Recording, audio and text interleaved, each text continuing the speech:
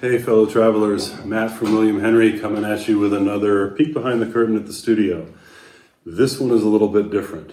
25 years ago, this week is when I actually started William Henry. So we are celebrating our 25th anniversary. And when I started it, I had no idea if it would last a year, much less 25 years and become the brand that it has and continues to evolve towards. So I'm really proud of it. It comes from a crazy origin story. I'd been a craftsman in my early and mid-20s making sole authorship knives. And I really hit this moment of what am I going to do with my life? I'm not sure I want to keep just being a craftsman and sole authoring all of this stuff, but I love what I do. So should I get a graduate degree and hard shoes and actually join the real world, or is there a way to keep this passion going? And I feel really fortunate that William Henry came out of that. And in early 1997, I decided to take a run at doing what I believed in and doing what I knew how to do as a craftsman, but can it be scaled? Can I make more of it? Can I bring other people into the fold? Can we keep this quality and this intention? And that was the original goal of William Henry, was simply to replicate and continue to evolve my artisanship as a craftsman from my early and mid-20s. And so here we are. We're 25 years later. We've moved states. We're now in Oregon, and we're in about 9,000 square feet. We have roughly 40 employees. It's still a small business, but compared to where I started 25 years ago, it feels really impressive, and in fact, I think it is. So 25 years of doing this day in and day out and challenging ourselves to get better and imagine the next level of craftsmanship or design or intrigue or the next amazing material that we can find and figure out how to integrate. And that's what we've been doing. But the only reason that we've been doing that, and we've been able to do that for 25 years, I've been able to do that, is because of you. It's because of everyone out there who has also fallen in love at some level with what we do at William Henry and decided to make it part of their lives. And I'm going to be honest, I didn't know that I was setting out to build William Henry 25 years later, all of what it's become and all of what it still can become. I didn't keep almost any of the pieces through our history. I have a smattering of what we actually did in all of that time. But quite honestly, any piece that made the cut, pretty much I sold because I needed the money in order to make payroll or buy the next piece of material I was going to use. So you out there actually have, in aggregate, sort of the history of William Henry that in many cases we don't have.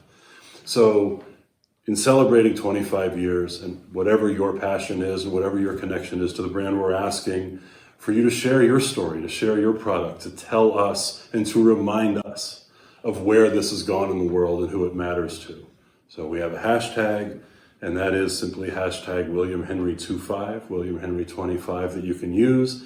And if you post on social and you do that, we're going to be combing through that and looking for stuff to repost on our website and on our social channels to really sort of elaborate the community that is all of us that are connected to this, whether it's me, the founder, or the latest hire in the shop who's learning to do stuff, or our oldest and original collectors that have over 200 pieces, or you that just bought your first William Henry. We're all part of this.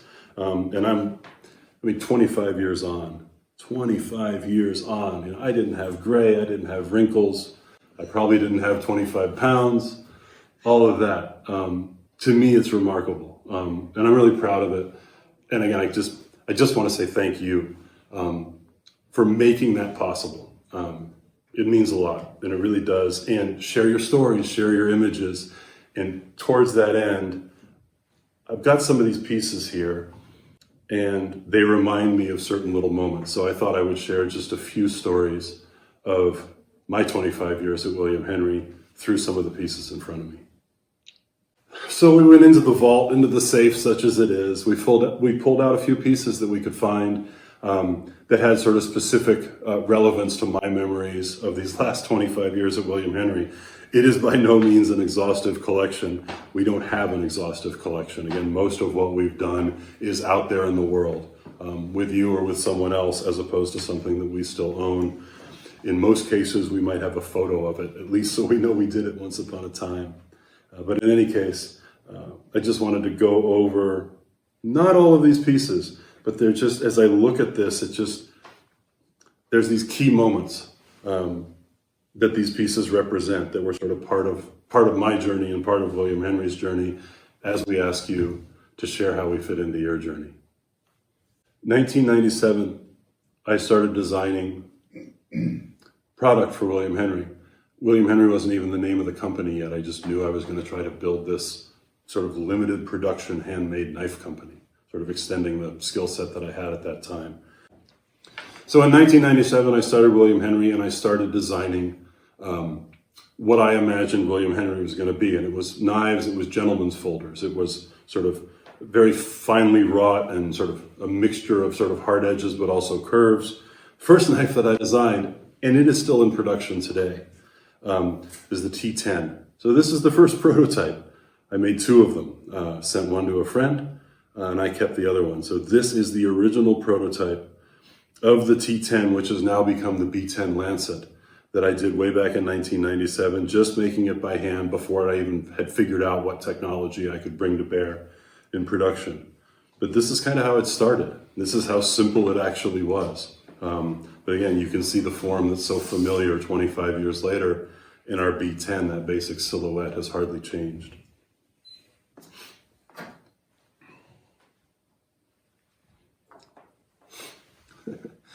This one brings me back to, this is the T08 Persian.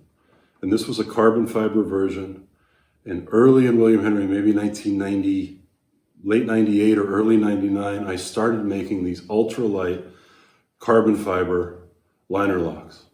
Single titanium liner, carbon fiber on each side, titanium clip colored, sometimes black coatings and gold coatings. These things weighed between 0.9 and 1.2 ounces finished. They were unbelievably light. People wore them in their shirt pockets like you would wear a pen in dress shirts. And this simple little idea, this sort of variation on these designs I've been doing really is what first captured the traditional knife market. How beautifully made they were, how well they operated, how light they were, but how durable. So this one example, this T08CF, is sort of hearkening back to a family of knives that really helped establish a customer base and a whole bunch of people who were excited about what we were doing. So here's a brief-lived model. This was, I think it was called the T06 Hummingbird. It was definitely called the Hummingbird. And I love small knives and I love this Wharncliffe shape. And so I did this super sweet little knife. And this one was kind of a fancier version with mother of pearl and abalone inlays and various things. And it's funny, I didn't make it for very long because I couldn't charge very much for it because it was so small. But being so small, it was actually really hard to make. So these are a super rare hummingbird in that only a few were ever made at William Henry. Okay, we'll stay in the small knife category for the moment. One of the smaller automatic knives ever produced. So William Henry, I started it in California. California has a 2-inch blade limit on automatic knives. So I designed a switchblade that was 1 7/8 inch of cutting so that it was California legal, unbelievably thin. And this is a special version I'm really glad I kept, where I milled some custom channels in it and then hand set 18 karat gold into it. This is not something that we ever actually produced. This is definitely one for the William Henry vaults. But all these years later, it just snaps and does its thing. So really cute little thing. And interestingly, didn't make a lot of these either, but one of the first ones went to Joe Perry of Aerosmith, who sent me a lovely picture of his smallest and most precious automatic knife at the time.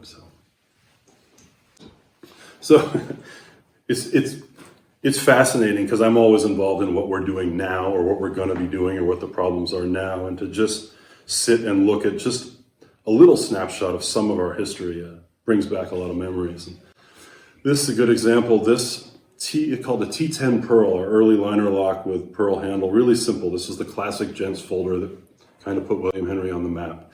And I did an ad in a magazine called Blade Magazine with a little picture of this. And I was sitting in my shop, which was me and two people working in a hallway between two other businesses, and then in one little room when the garbage bag was over the computer so the grinding dust didn't ruin the computer. It was that time. It was really small. And this ad led to a call, and I answered the phone. There wasn't anybody else to answer the phone. So I pick up the phone, and it was the basso profundo of Billy Gibbons from ZZ Top. And he was on the road, on tour, and this is, oh man, probably 98, 99, again, right in that window. And he'd seen this ad in a magazine, and he said, I gotta have 2 of these.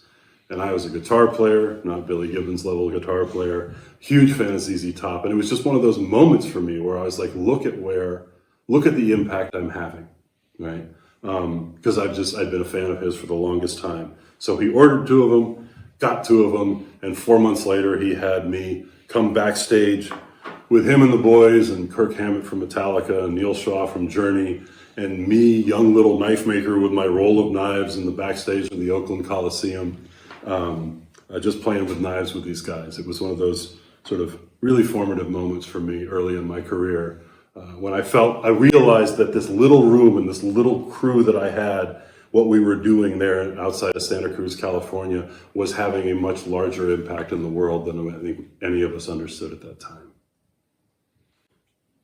So another early memory, when I started William Henry, I was trying to design and build great knives, but then already looking for other artisans that could adorn and upgrade and add value and intrigue to these knives. I sort of was considering my knife as a canvas for what else could be done, whether it was a material or a technique. So it brings me to this piece. That is 22 karat gold and sterling silver, all applied by hand. And this was actually done in the John Hardy studio in Bali, because John Hardy, who is still a friend of mine, was a very early fan of my work. And sort of on the side, off the books a little bit, at that time, his studio, really big studio in Bali, was just doing gorgeous, it's called Jawan or granulation. And he took some of my parts and ran them through. So this was John Hardy's work. This is actually a one of a kind, but we did do a few limited editions using work from his studio. And again, it was just one of those moments where he got such a big brand, so successful, such an amazing artist, and to have him be such a fan of William Henry early on and to open that door to that level of work on this product was part of what gave us purchase, gave me room to run and imagine the next thing. So the early days of William Henry they were all folding knives. I'd been a knife maker. I was extending that into this new concept. And they were all liner locks, which was that was the state of the art modern lock system in the knife market in that day. We made great liner locks. But as we evolved, or as the brand continued, I started to work on other lock systems. And probably the first one I did after just making liner locks was this one. And I actually designed this lock system and patented it back in the day.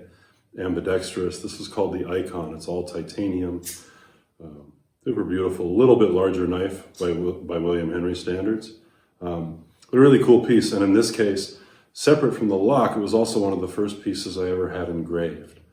So this was the early days of me starting to reach out to other engravers to say, hey, would you mind working on my canvas on a William Henry? And obviously, if you know William Henry now, we do an awful lot of engraving and feature engraving by some of the greatest engravers in the whole world. But it started a little lower key and a little simpler in a piece like this. Yeah. So as William Henry grew and evolved, sort of the next thing on the knife side was really the button lock, which is now our go-to. It's a great locking system, and it's more comfortable for people who aren't very familiar with knives. It's really easy, it's intuitive, it's very safe, it's very secure. So it's allowed us into more homes and into more pockets and into more lives, and that's always the intention, right? I didn't set out to build William Henry to take a piece of the knife market or the knife pie. I wanted to simply expand it. I wanted to get more people excited about what was possible in the world of cutlery, and then take that original DNA and imagine other things that we could do with it. So the button lock really opened up a lot of those doors. And then there were some other missteps along the way. Like, I love having this. I did a letter opener. It was so cool, I gotta tell you. So this is heat blue Damascus, and this is all machined and hand finished out of one solid billet, and it's gorgeous with double mother of pearl inlays. it's an amazing piece of work. And I had this really cool holder that went on the desk that was made out of Macassar ebony, you know, and it was incredibly difficult to make, incredibly difficult to make. And at the time, we couldn't find people who saw the value proposition. So we just made a handful of them, and I thought they were amazing. I have one here in all titanium too. I just love these things, but it didn't take. Not everything is a home run. Heck, not everything is anything other than a strikeout, but you just got to keep trying. And so it's cool that we have this sort of legacy, as with all of our successes, of some of the things that didn't work out, but seem like they matter even more now. So, despite the failure of the letter opener, I was determined to design and imagine and create outside of just making knives.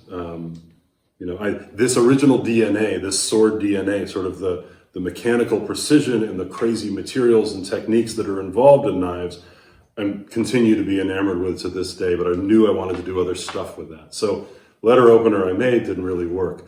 But in the early 2000s, I started messing around with money clips. Money clips are very much part of the William Henry line today. I started messing around with, briefly, divot tools even. And I made an automatic divot tool that was short-lived, very cool. Got old Swiss guilloche watchmaking machines to decorate the ball markers, all kinds of craziness. And again, some of the stuff worked, some of it didn't. Also started into making writing instruments and pens. So this is really cool. This is actually the first design of a pen that I ever did. And we did, I don't know how many of these we made. We did just a single run of a few different materials and had a lot of success. And then that led to what has been a collection of writing instruments from William Henry ever since. So for me, it was an evolution. For William Henry, I think it was much more obvious. There was this critical moment in 2013. I was watching the Oscars. I was watching the red carpet pre-Oscars. And I watched 9 very high-profile celebrities walk down the red carpet being interviewed by the different channels, who I knew were all William Henry fans and collectors, all of them. Not just men, a couple of women too. And I realized that these extraordinary people with this sort of larger-than-life personality and influence were William Henry fans, but they were William Henry fans in private. They had the knives in their pocket, probably not at the Oscars, but in their lives in general, or in their purse, what have you. Their friends knew they loved William Henry, but the world didn't. And I said, God, it would be cool to have our story told by those kind of people in a way that was more accessible to everybody else, to pop culture. And that was the moment when I said we should do jewelry. And so in 2014, I hired an amazing jewelry maker. I hired a jewelry designer. We built a jewelry shop. And I wanted to take this DNA, this craziness of William Henry, all these materials and techniques and ideas and mechanisms, and bring it into jewelry, largely focused on men, but not exclusively. And it's a really cool moment. So this rosary was built in 2014 and worn by Jared Leto in a really cool photo shoot for Flaunt magazine, along with some other stuff. And we still have it. And it goes right back to the beginning origins of William Henry starting to do jewelry. And of course now, you see us in a store or you go onto our website, you'll see this broad array of really cool stuff. Again, bringing that sort of hallmark DNA of our knife and sword making techniques into jewelry. But that's kind of where it started, was that red carpet show in 2013 and then making the commitment in 2014. And it's kind of cool if you look over here, this is all just a tiny fraction, 5% of all of the stuff that we played with and never actually decided to produce in jewelry. Just this crazy mix of materials, and some of the stuff may be familiar, but none of this quite made it. And it's just part of the process. Again, for all of the hits, there are lots of misses. And for everything that finally makes it, there's a whole bunch of iterations that didn't. And that creative engine, that challenge, the frustration, but ultimately, occasionally, the success, that continues to drive my passion for what William Henry is and what it still can become. It's William Henry. It's been 25 years. It has been my life's work. It's been a privilege. And I come back to, I got to do this, and I get to do this because of you. all of us get to do this because of you. We really do appreciate it. And hashtag William Henry 25, just share your story so that we can reshare your story and sort of learn things about these last 25 years and also remember things that we may have forgotten. And as we approach the 25th anniversary, we do have a range of really cool special editions celebrating where we've come from and where we're going. No sneak peeks on those yet, but they're coming, so stay tuned. So from me, from all of us at William Henry that are here now or that have come and gone, thank you for these last 25 years. Thank you for the chance to do this work in this time, to build such a range, imagine and then build such a range of pieces that in most cases are going to live beyond my lifetime and beyond your lifetime, and they will still be out there in the world doing what they were designed to do, hopefully as beautiful as ever. That is what caught my attention when I first decided to be a knife maker at 19 years old. That still has my attention. And the fact that I have been able to do it for all of these years, thank you.